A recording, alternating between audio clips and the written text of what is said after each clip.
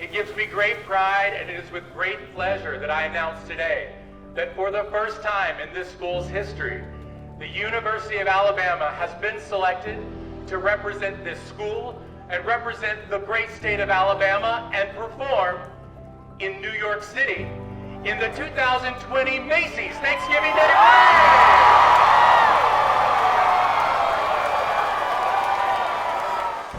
Getting to know that I'm going to march in Macy's was like, that's like a whole other dream that like came true. Like I didn't even know I had. You know, I've grown up watching the Macy's Thanksgiving Parade like every single Thanksgiving for the past 20 years, and getting to know I get to march in that is a great feeling. I was really excited for the opportunity because I have had family members that have marched in it, so I've always wanted to do it, so I thought it was really cool. When they made the announcement about Macy's, I was very excited. I was a little bit disappointed just in the fact that it was going to be a whole nother year, and there was such a big time gap in between that, but it was just nice to know that we were going to be on a national stage and everyone would see us.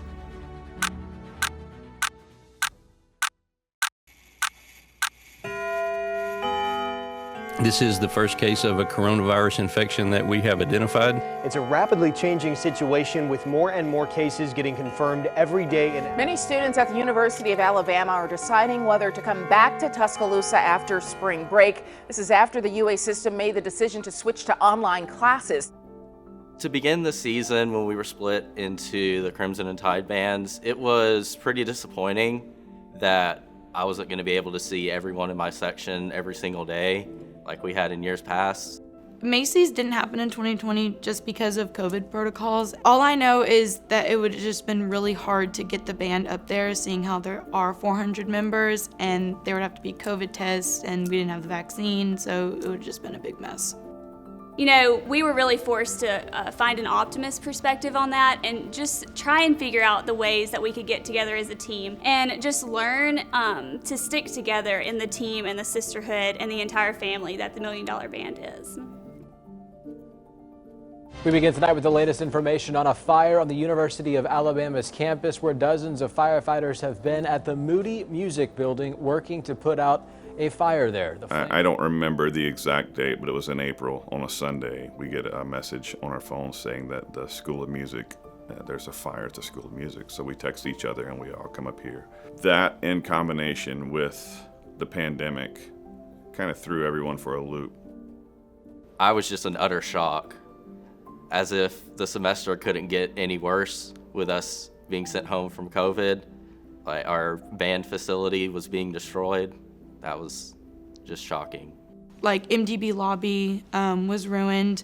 Some of our uniforms were ruined. Our main room that we're normally in was ruined. Our upstairs where the offices are were ruined. You know, the office you're sitting in was absolutely one of the worst damaged of the entire building. Just, you know, those cabinets over there, I went to open one and the front of it just came off in my hands, and there were over 2,000 musical scores in there that were just completely ruined.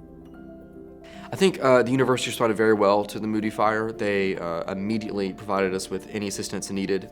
I remember hearing that within days of when it was extinguished, they already had plans on, you know, how to renovate Moody and what they were going to do to improve upon the damage that was already occurred.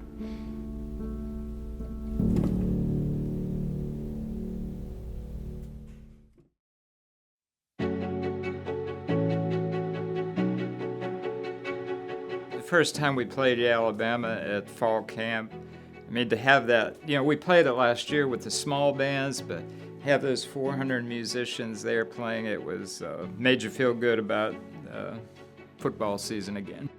You get kind of lost in it sometimes, but that very first moment of pregame, stepping on the field and the drum line coming out with Big Al, it definitely wasn't lost on us that we missed this last year, and we're not going to take it for granted.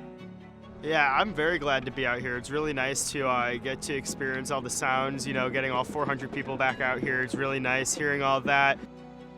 Honestly, it's been amazing. I've missed it so much. So, I feel a lot closer to my section this year than I have in past years. So I think it's been awesome. The Macy's people, the producers, we spoke actually this summer, and they said unless there is a catastrophic turn in COVID that the parade was going to happen this year. So we felt pretty confident. Well, practicing for parade is something that we don't do a lot of because we don't do very many parades. And the unique thing about the Macy's parade is it's in two parts. You have a traditional part of the parade where, you know, all the groups start on Central Park West and they come down and they go around Columbus Circle and then they work their way down to Broadway and then on to Herald Square where Macy's is. So that's sort of the traditional part of the parade. But then at the end of the parade, there's the broadcast part. The broadcast part we're used to preparing for. The parade part, that's where we really kind of have to get up to speed. We are actually doing a practice parade today. The university has graciously agreed to shut down a few roads so that we can replicate a parade, and they've given us some area over there in Bryce Lawn to actually do the broadcast portion of it too. So we're grateful to the university giving us this opportunity. I'm really excited to go to Macy's. I literally love New York so much, and I love the Macy's Thanksgiving Day Parade, so I'm really excited. I'm extremely excited to go to Macy's. This is a once-in-a-lifetime opportunity that I'll be able to tell my grandkids I did. The day is finally here. We're about to board the plane in probably about 10 minutes. I'm really excited. Oh, it's just so exciting. It's just so much hard work that's finally paid off, and that's what we've all been talking about this morning. It's just 2 long years of waiting, and now we're finally doing it. So it's just a dream come true, totally unreal, and we are so thankful for the opportunity.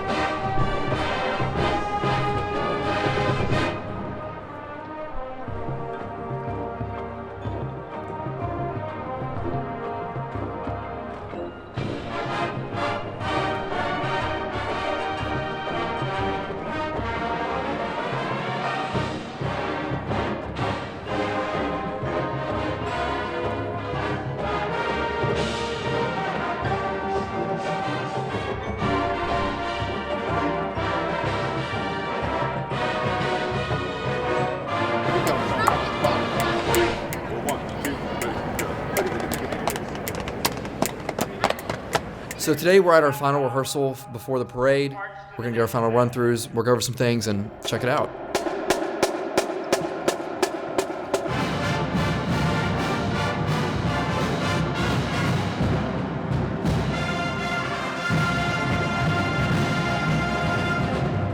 Get your taps relaxed so you can hear inside. Don't overplay. All right, nice quality accents. Don't overplay. The alignments in front of me actually did quite well. Check it. I'm a little nervous for tomorrow, but at some point you've done so many reps, you just gotta go out there and do it. The start line of the parade, the marchers are all behind us, ready to get going, but nobody's going anywhere till we cut this ribbon.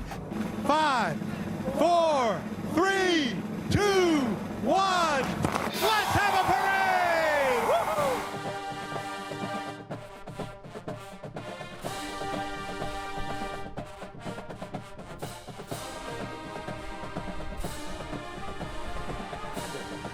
From Tuscaloosa, Alabama. To escort the Jolly Gentleman is director Ken Ozello and his massive 400-member University of Alabama $1 Million Band. Let's listen to their long-anticipated announcement that indeed Santa Claus is coming to town.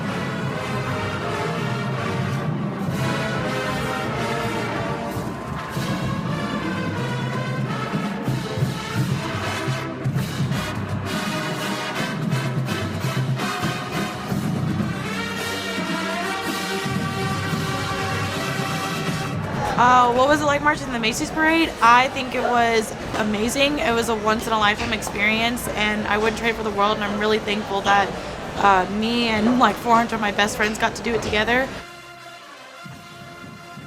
To close out my senior year with this parade it's just perfect, you know? I mean, we have the best band, and to go to this parade, it's the cherry on top.